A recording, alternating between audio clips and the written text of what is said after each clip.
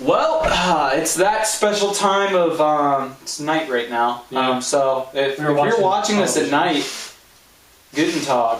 But no, seriously, welcome to the Grim Talk of the Far Future, where we discuss the 40K and wargaming industry and the fluff and just basic talk and nonsense. Well, before that, we're going to say our results from the game because we had camera issues. Camera was running out of batteries. So basically, the captain got clubbed to death. You might have seen that, or might not, from the fireworks. Yeah. He consolidated onto the objective, and the one guy got killed.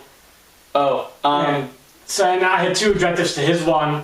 I had Warlord and First Blood because I killed that Rhino, and he had... I don't think he had anything. Yeah, I didn't get anything. I just got the one objective. Yeah, so it was a victory, but the deployment was a big deal. And even with Jake's dice rolls, yeah, it was. Which were on fire. Misfortune was his doom. It was. Funny because doom and another psychic power. It is. Well, so on to the main topic now. So the main topic, we were talking about how to make tournaments in the U.S. better, and Seth's he's most knowledgeable about pretty much. He does more research than the rest of us, and we were talking about the European and Australian system, and New Zealand systems for doing tournaments. And one of the topics that came up a lot was comp. And if you don't know what comp is basically a system of how fluffy your army is. Meaning, like, does it make sense? Like, if you're gonna field Iron Hands, there's no Terminators in it. If you're gonna field Eldrad, you have a ton of Guardians. If you're gonna field certain things, it matches the profile of what you're fielding. Because what I feel this will do with tournaments is everyone's gone to a tournament. Like, I went to my recent tournament. I'll tell my experiences as well. I was one of the few guys to get some really good games in there. First game I got to play one of our buddies there, Adam. He has 1,000 Suns Army. Really fun game. Right down to the wire, really close. Second game I got to play a more of a foot Eldar army, and sadly it was on Hammer and Anvil against I brought my Imperial Guard, which is lots of Lehman Russes. And I apologized to the guy beforehand. I was like, really sorry for this, man. You really pulled the crappy list I have to fight against. But we had some good laughs on the left. Marbo was cool until he got pinned to the ground and cried to death from various telepathy powers. And third game, I got to play the White Scars army that you probably heard about the last vlog. With beautifully painted army. Beautifully fluffy. Once again, it was close, right down to the wire. Guy's name is Mark. If you ever see this, God, I want to marry your army. It's so beautiful. It was a cool army. It was fluffy, and it was fun to play against. Yeah.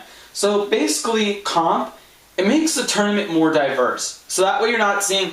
So comp, basically, it's your army is rated based on how fluffy it is, and it makes it so that way it's like if you play Drago Wing, you're not going to get comp because you're doing that, and it's not very fluffy. So that way, if I'm playing a different army, if I'm playing my army, because my army is very fluffy. So I would win based on fluff. And another thing that needs to come in handy is this is a system that I was thinking of. I don't necessarily. I think it needs bugs worked out, but more armies that are WYSIWYG. Now I understand a lot of tournaments, it's WYSIWYG or it doesn't get fielded. And those are Games Workshop tournaments. Yeah, so there's not much to be said for that. Right. So the way I see it's I am not like it has to be to the model WYSIWYG. I think a little bit of proxies are follow good. The rule of cool. If it looks cool, you can be fine with it. Yes. If it's just I'm showing up with bases to represent something, or I'm using sprues for something or something stupid like that. Right. That's different because that's not cool looking. But if someone comes up to me and converts something from something else and they're like, this is from a different system, I'll be like, I'm perfectly fine with that because it's cool looking. The best analogy I can think of is we once played a game and the person had various Imperial Guard models, Space Marines, and Orcs, and he was fielding them as Chaos Demons. Now, this wasn't in a tournament, but let's say that happens, that's a no. And like the thing is, like I say this because you go to a tournament and you see conversions that are just out of left field, and it's like, this This blob of goo is a greater demon. right. It doesn't work. It doesn't cut it. Especially this player, because we showed up for a game. It was me, Jake, our buddy Ray, who also plays a Space Marine equivalent army. We all had our armies. I had my IG. He had his successor chapter of the Iron Hands. Yes. His name escapes me. The Steel Dragons. Steel Dragons. Because I have a reason behind the name too. I don't want to bore anyone with that. So, and we showed up for this game, and before the game started, we were like, let's do a 2-on-2 game. He was like, cool, we'll do it. And before the game started, he was like, okay, I've got some proxies. So I was like, okay, he's going to proxy in this demon squad as something else at the most, maybe these plague marines or a plague bearer or something else. No, it was this guardsman heavy weapon team is a demon prince. Yeah. And this dreadnought is Kairo's Fate Weaver. And these orcs are blood crushers. Blood crushers. Yeah, they were. It's like, buddy, they're not even like the right height. If you have enough models to do an army of any of those 3 armies, but you're not playing them. Yeah. If you have the models for the army, you should play the army. You shouldn't come up with this thing like, he had the codex and all, but buy the models. And the other thing is, if you convert a model so that it can deliberately do, like for instance, we played a game against a person who's playing Eldar, and he cut up the model so it was a Wraith Lord kneeling with a Bright Lance, and he was kneeling, so it was shorter than a Dreadnought now. It was about half the height of a Wraith Lord. Half the height of a Wraith Lord, and he's like, now we'll always get cover. If you're going to do that... Well, you can simply say, we're going to use the height of the normal model. Right. Even better is when you bring a Wraith Lord, right. and you're like, here's what the model should look like. Right. It's like... Because it's different if you're modeling it for cool, but he specifically said he's modeling it for comp purposes, which with competitive purposes, which I don't like. So another thing they do is, you mentioned that you have to write a page of fluff about your things. So for me, that's easy, because I'm a successor chapter, and the fluff of my guys, I'm just going to say real quick, is they're trying to prove themselves to the Iron Hands that they're worthy, even though they're a successor chapter, but they also quest to find Demon Fulgrim and make him pay. Because it's just a little thing. I mean, you all know, all of us name our little characters. Yeah. Jake has his Captain Heimnir. Yeah. I've got Moonblade, his protege Brightstar. Anthony has John Wayne and Fred. Yeah. Carl, the Looted Wagon. Everyone's got these little names. And, I mean, if you show up at a tournament and you have names, people are going to ask you, why is that name for there? And you can tell this little, backstory thing, and that's just fun. Yeah. But if you show up at a tournament and you're just, here's Drago, here's this other special character, but they're not them, they're someone else. Okay, what's their name? Why are they like this? No, they're just not them. Well, I mean, I understand. I don't have a problem with someone substituting another special character for someone else if they develop fluff for why they like that character. Like, for my Iron Hands at one point, I was like, I play regular Iron Hands as my main army. They are the first original Iron Hands. So I took vanilla marines one time. I usually play them as Space Wolves because it's more fluffy.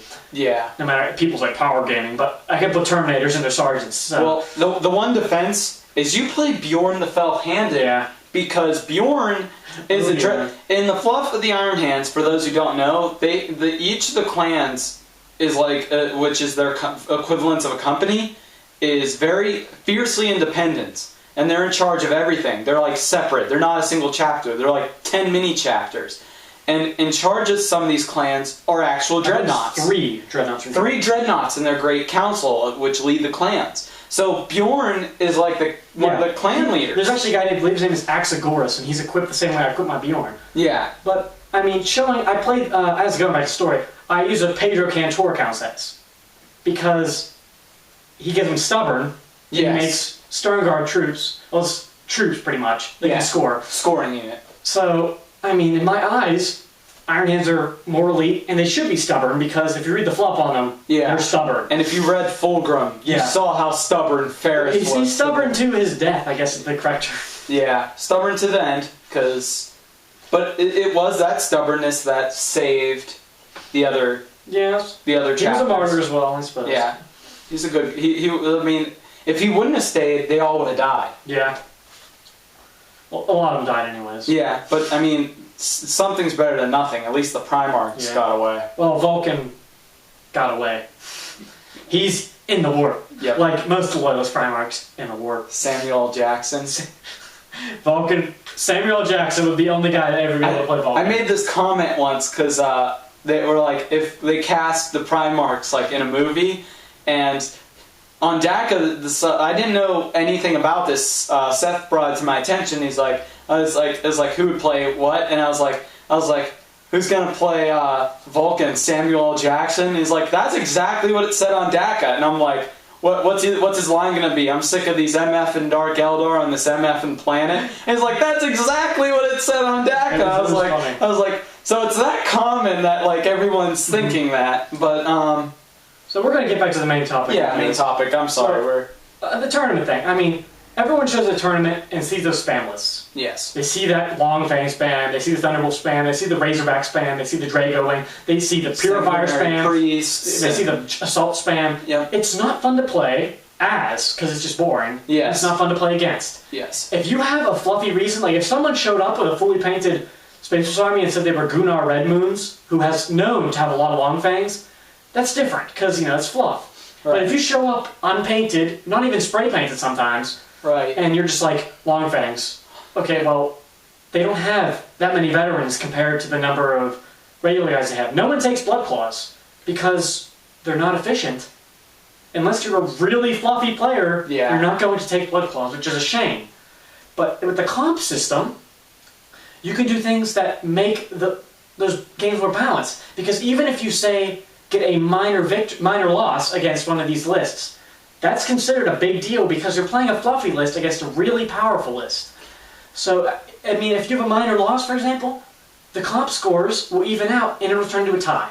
Right. Which is better for everyone, because the one guy who brings the fluffy list won't leave the tournaments because he's not having fun, because he's getting worked. And when me and Jake first started up, well, he started up after I introduced both him and Anthony. Yes. Remember that. So we showed up at the tournament, and back then, we saw a lot of different armies. We saw Chaos, we saw Tau, we saw Eldar, we saw lots of stuff, and a lot of it was painted. Matt Ward happened. And then, we started seeing Blood Angels a lot, and then we saw Space Wolves a lot, and then we saw a lot of Grey Knights, and, those same players that took those fun lists, like those Chaos lists that were done for fun, those Tau players, those Eldar players, who all just showed up because they wanted to play some games. They become Matt Warded. And they either, become a Flavor of the Month player, yes, and that's one of the worst types of people in the world, because they can't even play a consistent army long enough. Can I make one comment? To anyone viewing, one of the main reasons I brought this man before you is to make it so I'm not crazy and I'm not beating a dead pony with the same I don't like spam lists thing, because apparently Seth commented, he says you talk a lot about that, so I want to make it clear that I'm not the only one out there. I'm not crazy, but I know I'll still play 40k regardless. That's for the fluff. Yes, because when another game comes along and they better fluff than 40k, which is really hard because the universe is so diverse. Better fluff and decent models. Yeah, because I mean, even if something's better fluff, it's we're gonna have models that are either too expensive, metal, which is a big turnoff for both me and him. We do not like metal models. Yeah, metal breaks way too easily because it falls down hills. It's not stable. Yep, my Space Marines, I have dropped on concrete, hard flooring, and they've resisted. I drop a metal model, it chips. Yep, and the glue doesn't set very well. I built some Privateer Press stuff. I love Privateer Press. They do a great job. I'm not a fan of their metal models though, because I built a Man of War big Kobanic, and he fell over once, and his arms break off. It's not fun, but and not to mention, if you're playing on hills like on the Realm of Battle, yeah, they slide down, they fall over, things like that. And it's why are you still metal? Plastic, yes, it costs more initially to get the molds. Yes. But it's cheaper to make. It's cheaper over time. And it's more effective. Yes. And people are more likely to buy plastic models than metal models. Yes. So, I mean, I don't see why people still cling to this whole metal thing. Yeah, and the thing is, metal's harder to paint. And not because... Yeah, and even when you're done painting it, it chips. That happens a lot to my stealth suits. Right. I'll put them in the case. I have stuff for the case and everything, and then I'll see a little bit chipped off the gun. I have to paint that again, and it'll chip off someplace else. And it's just annoying having to constantly repair your metal models just because they're metal. And and like spraying with I use generic spray paint for my stuff. Spraying it with generic spray paint is a nightmare because it just rolls right off. You really gotta. The way I use generic spray paint as well, but you have to spray paint them, and then once they dry, spray paint them underneath, spray paint them underneath. I have to do usually 5 coats of spray paint to get a good coverage. Just to get a good coverage. And then you still find those spots where it's like, I missed it. Of course I did. Yeah. You have to think of what you're gonna do. Yeah. Either paint it over maybe a different color white, or paint it a different color. I want to give a shout out to Anthony for he provided more terrain today. If you've seen, sadly we didn't get to use the really cool bridge very much. He's a great painter. I know we're trying to work on 1080p is the quality of what we're giving you right now. I want to get better quality because I watch the videos and I'm working on time consumption on the videos because it seems to be long and most people that's a turn off. They see an hour or so. Comments I've read them as well because I'm an observer. I might as well. And people like these long videos. First of all, it's not like people are screaming and we're being loud, so it's peaceful to listen to. Just have something in the background while you're painting, assembling, and that's what we want to do because it'll urge people to get more painted. I know my models at least aren't completely painted, but that's because my Iron Hands are my main army. We're high school kids, and I just brought the Tau purely because I love the Tau. Yeah. And I wanted to have some more diversity because I saw a lot of power armor, so I was like, I'll bring a good guy Xenos race and see how it goes. Being a high school student is like being, for any older people watching, being married and having children equivalents. Because especially when you take AP classes. Yeah. It's about the equivalence because you got to deal with this stuff outside and especially me and Jake both took some AP classes. Yeah. And they give you summer assignments. Yeah. I still haven't even started mine. We're starting school in a week. I hope our teachers don't watch us they lied to me. It's procrastination is what you do. I finished 50% of it because it's not like it's going to take long. It's just once you have to get started, you have to get started and you have to just hammer it out. Yeah. And that just takes up time that we could be painting, playing, all of those different things that we'd rather be doing. Yep. And wow, we covered the comp system, we covered paint and WYSIWYG. We covered just random. Let's go into sportsmanship. Sportsmanship. As they said in a previous video, I also feel that sportsmanship should be a private thing. Yeah. Because I went to the tournament too, and people would just write down, I'm going to give you a 10. Even, if sometimes I feel, maybe I don't deserve a 10. If I'm playing less than nice, don't give me a 10 because I want to see how you think of me. And especially when you write down the guy's like, I'll take it up. He can easily just go, oh man, this guy didn't give me a 10. I'm just going to give him a 6 now. Because people get little snippy attitudes really easily. And if you table that person, they can really mess with your score. And it's like right after scoring, the next thing to break is sportsmanship. So say you're tied for first with this other guy, and it all comes down to sportsmanship. But since you played this guy first round, who you tabled because you're a better player, he may have been a noob or didn't really know what he was doing. You could have been the nice guy in the world. You could have been having fun, cracking jokes, but he's just like, oh, I got tabled. You're going to get a crappy comp score. People need to take into account that comp is important.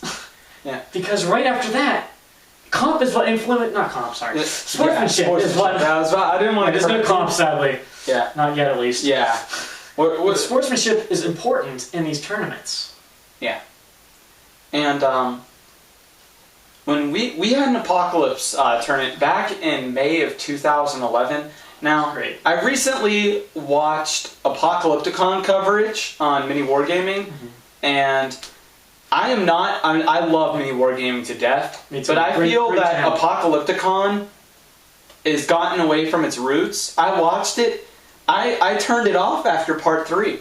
I turned it off because I was watching it, and it was everyone took special characters. If you're playing orcs, you took Ghazghkull, Thraga. I can't even count how many Lysanders there were. There's like a bunch of Lysanders, probably a bunch of Vulcans too. Yeah. But now my thing is, if anyone from Mini Wargaming is watching, here's my thing: the conversions. Most of those conversions were horrible. Those Titans. One of them looked like a propane tank. And some of them are just. They didn't even try it. If you're showing up at this, you should have a decently converted thing. And I mean, the one guy, I believe his name is Randy, with the Titan Legion. He's been there since basically the first one. Yeah. He does excellent work, beautifully converted Titans. They're mostly, a lot of them are painted. Yep. And I tip my hat to that guy because he does an excellent job. But like some of the people, like you have to like filter out what's not allowed to play because it doesn't look good. Right. And that's a big turnoff for people that are watching. And I saw not a single fully painted army at Apocalypticon. And when our local group, Snake Eyes Gaming, we've mentioned in the past, they said Apocalypse Tournament, and what they did, bring everything within reason. And it was Chaos and Imperium. They labeled that on their thing, and it's like all painted. So when we came there, it was all painted. It was we worked the day before, one of our buddies, Ray. Yeah. We went over his house and just cracked up. We had to paint all this stuff. Oh. It was a painting frenzy. Yeah. And it was a blast. The three of us, we watched terrible zombie movies. And it was a lot of fun. It was a lot of fun. But we showed up there, all painted armies. It was a fun apocalypse game. Everything, you had got into the character. Yeah. And you were just like... Plague zombies. Yeah, all this fun stuff was all over the place. So towers, and there's a warlord down there. That's what I want to see. I don't want to see models. Yeah. Like, I'd rather see a... Less models, but painted models. Yeah, less models, but painted, and more well-done conversions. And the one thing about that big apocalypse game, though, is some guys showed up later with obviously unpainted models. Late, first of all, which, I mean, that's... Yeah. The thing is, the one thing I will say about late, that Snake Eyes does as well, good as well, I showed up late once because I had to go to my brother's graduation. And I told him, I will be willing to not enter at all. I said, and he looked at me, he's like, not enter at all? He's like, no, go ahead. He said, but if you're going to enter, you're going to be massacred for round 1. I said, that's fine by me. I'll be willing to pay the entry fee and everything. But I still want to play it. So I ended up playing. So that system works better. But for the most part, if you're going to show up late, I don't feel you deserve to really play because...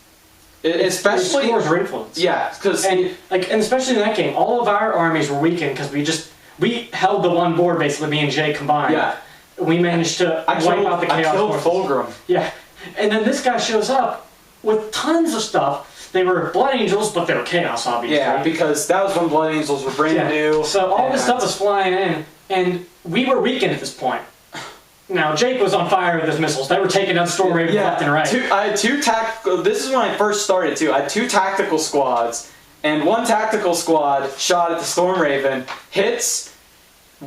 penetrates and explodes. And the other tactical squad did the same thing. They didn't explode. The second one wrecked. Yeah. Which was hilarious. It was so funny. I was like, whoa. He looked at me. He gave me this angry face. I was like, There's like 500 points salad. Yeah, I was like, I'm sorry. It was a fun little thing. Yeah.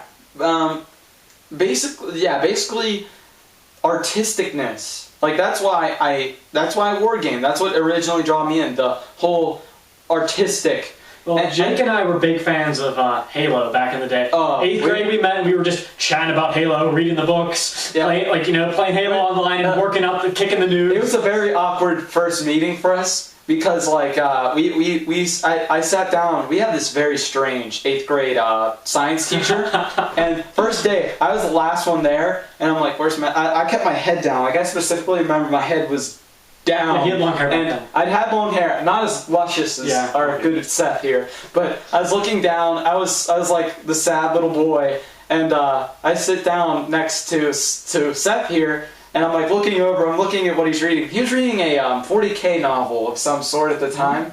Maybe it was a fantasy novel. Might have been fantasy. Yeah, it might have been a fantasy novel. I'm looking over, I'm like, what is he reading? I'm looking straight down. I'm not even acknowledging he's next to me. And then he says something, and I look over, I'm like, were you talking to me? And I was like, he said something that was an inside joke between and I was like, how'd you know about that? He's like, we saw it, and then fast forward 3 months later, he's like, you should check out this game 40K. And I was like, it was sort of in one ear out the other. I was like, I don't know. And then 9th grade, I got him onto it, we looked it up, and we were like, oh, these guys are cool looking. Yeah. And he got his like first models off of eBay, Combat Scouts, he got all this stuff up there, and he was like, oh, I'm going to paint them all cool. And then we went to Legion's for the first time he's ever been there. Oh, I was like a kid in my eyes were all wide. I was like, what is it? I went, the boards were all really nice. I was like, wow. We played a 1,250 point game, doesn't seem that big of a deal. Yeah. And we labeled it the Battle of Reach. I still had a Tyranid army back then. And I faced off against the Space Marines. And it was fun. Still in my top 5 games probably, because it was just... Oh, that was a legendary fun game. I still, to this day, remember that date. That was January 23rd of 2011. Wow. I remember that date because that was the first game. Like that's in my top 5 games ever. Still, too. Maybe my top 3, because literally it came down to 5 Terminators fighting off everything to the bitter end. Yeah, it wasn't the Hive Terminator waltzed in at the end though, and claimed the Terminator skulls. Yeah, for the Hive. It was really cool, and that's the kind of game that really got me into 40K. I was like, wow, that's really cool. Showed up at his first tournament. Did it do well? I didn't do well, but it was more of a he was exposed to it at that point, and you know, once you become exposed to it, you want to try again. I was scared my first tournament because I didn't realize like you didn't pick your table, so I was alone with. I didn't know who Anthony was at the time, and he was my first opponent. He was my first ever tournament opponent. The one highlight of this game, to this day, Anthony will not admit this happened. Well, he won't deny it. But my Dreadnought charged in and crushed his Demon Prince's skull. All hits, all wounds, and he failed all of his inbound saves. I was watching, and the demon just like folded. I was like, what? I was like, are they like? Everyone was like, what? He did what with the what? I was like wait, Dreadnoughts don't kill Demon Prince. Yeah, like I was aware of this. Like later, I was like, oh, that's cool. That's neat. But I got tabled pretty horribly. But it was cool. This was his first Chaos Force. Yeah. This is Black Legion. Yeah. But now he's a big Nurgle guy. Yeah. He likes about every Chaos God. I think Tzeentch is his least favorite these days. He always goes back and forth, because one time he wanted to do a Tzeentch Force, one time he wanted to do a Khorne Force. Anthony's equal in all the Chaos Gods, basically. He's just Chaos. Yeah, he's Chaos defined. But, yeah, I mean, they're just fun little stories that everyone picks up when they're playing the hobby. Like, little things that you carry with you forever, like that little moment. I feel like that's... I think they try to do that with 6th edition. They try to drive the narrative forward. Right. But it feels more like a Michael Bay movie than Lord of the Rings. Right. You mean 40K? Lord of the Rings. Lord of the Rings is... That's what I like to see as a narrative thing. Yeah. A lot of background and stuff like that, because it's just explosions. These objectives explode. It's like, was that necessary, Games Workshop? Right. You could have just made fluff more important. Right. I feel what they should have done was they should have really wrote into the rules that this is a recommendation to keep the narrative going.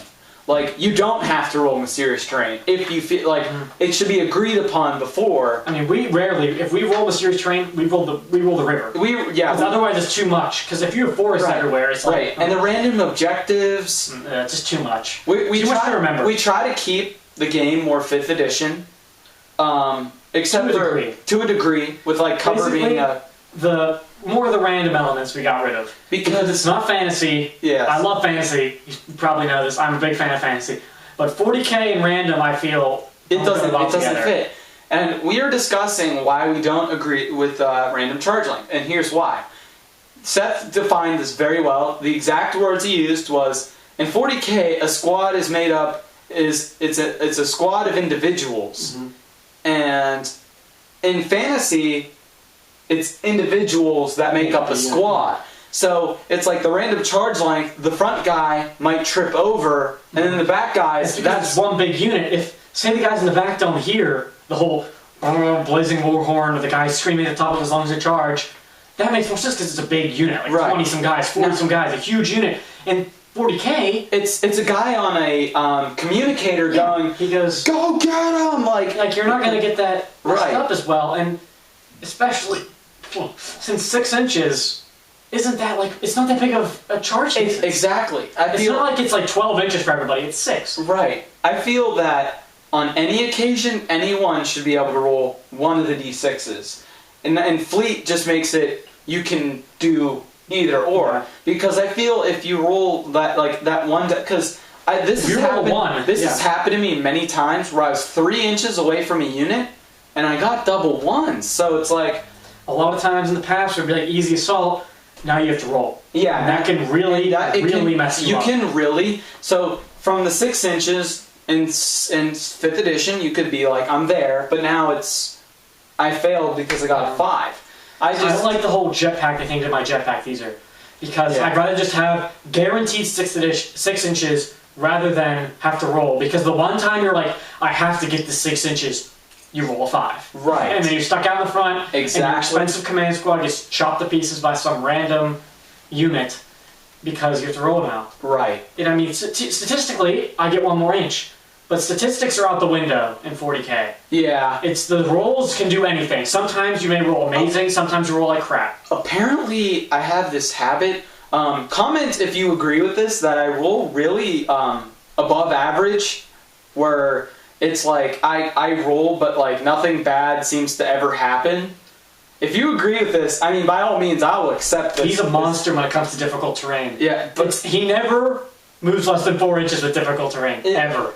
So if you agree with what Seth's claim is, that I'm a dice, like for some reason everyone thinks that if I touch dice, like they could give me a dot for, like, I'm like the miracle worker of dice. Like, it's like this dice that never rolls anything above a 3. It's like, oh, can I see that? And it's like an instant set. I don't see this in myself, but everyone else seems to, like. Because when he goes to tournaments, he rolls pretty average. Yeah, I roll average on tournaments. But when he plays like with Terminators or like Anthony, even, and he does really well with those like charge distances. I get saves. I haven't noticed it, but if you think so, comment below.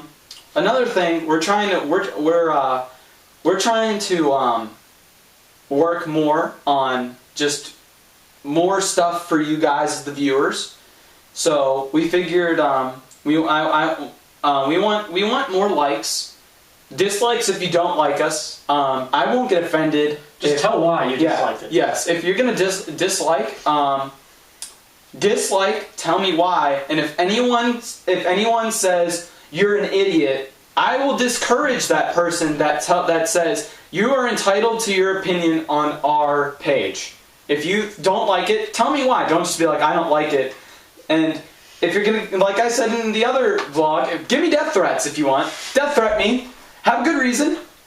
Have a good reason for your death threats. Have a good reason for your bad comments. Have a good reason for your good comments too. And if you like us, like us. If you dislike us, hit the dislike. If you don't really feel like commenting about why, don't comment. I mean, we're not forcing you. We're encouraging it, though. Yeah, we can't learn and adapt unless you make the constructive criticism that's necessary. Yes. And subscribe, too, because if you subscribe, that is the ultimate gold star. That's like... Not to mention, you guys, videos, you see them more quickly because you're going to YouTube, you say, okay, what's new? And you see that Purple Cup Painting's got a new video up. Yep. So you can just be like, oh, cool. And rather than having to search, go on YouTube, go under the search thing, type in their thing. And if once there's more videos up, you have to scroll through and see what's new. It's a lot easier to subscribe sometimes. Even if, you're like, I don't really, the channel's okay, you can always desubscribe if you find out you don't like it. Right. But I mean, it's worth a try to subscribe. I subscribe to a lot of things on YouTube purely because I might like it a little bit. The two groups of people I really like to watch for bat reps. Occasionally, I look up generic bat reps, and I like to compare myself to them. It's like, why are they better than me? I always go in with that attitude. Why are they better than me? What did they do to be better? So, BTP, love their bat reps. I love their bat reps, though. If anyone at BTP is watching right now, Sean, be more in your bat reps. You are such a well-hearted guy. He's the same crappy dice that I usually have. Yeah. But, I mean...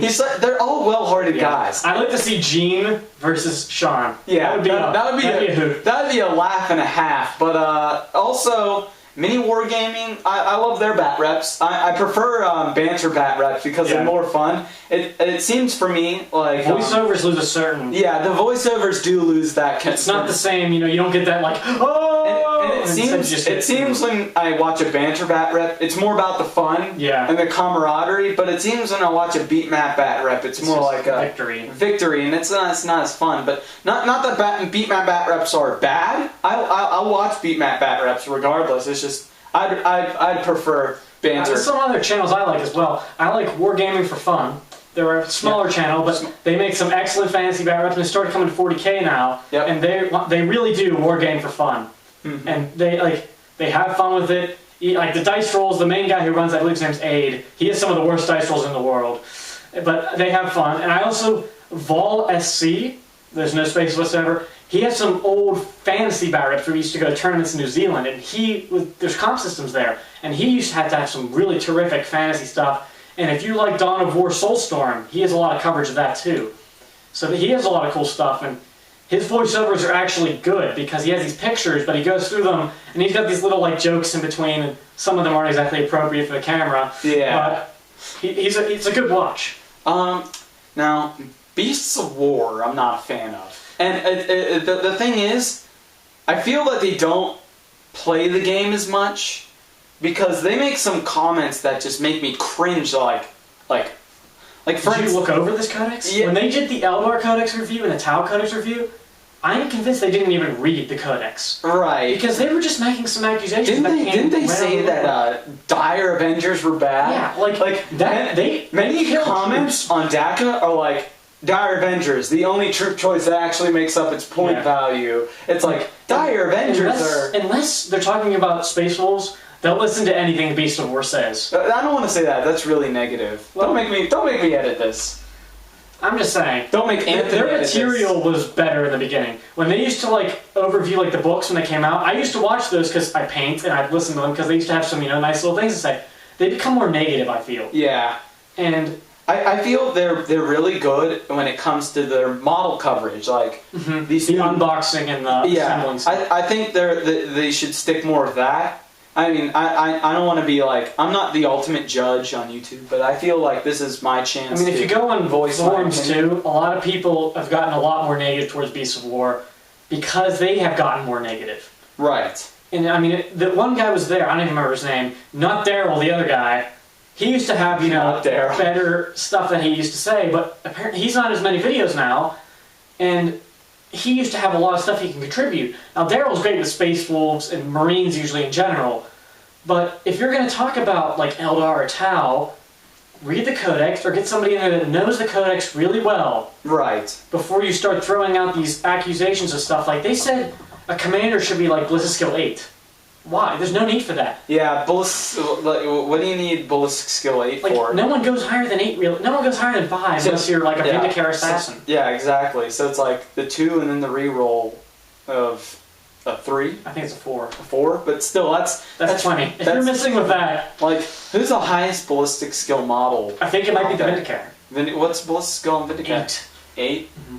I think it's the highest. But see, that makes sense. He's an assassin. This is what he does. Yeah, this is he's an assassin, not a crazed gunman. Yeah. So if you get the reference, comment below. Yeah, comment below. We definitely encourage comments. View us, comment us, like us if you dislike us. Do what you do. Do as you would. Yeah. Voice your opinion.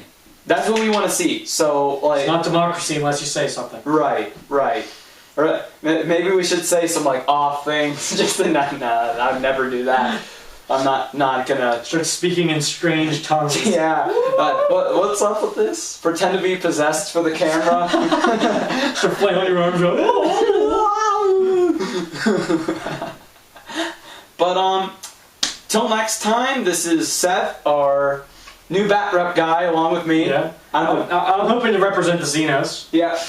I'm gonna eventually represent the Xenos. I love Umis and orcs too much. Stupid orcs. I'm the one guy that does not like orcs. You'll hear this firsthand.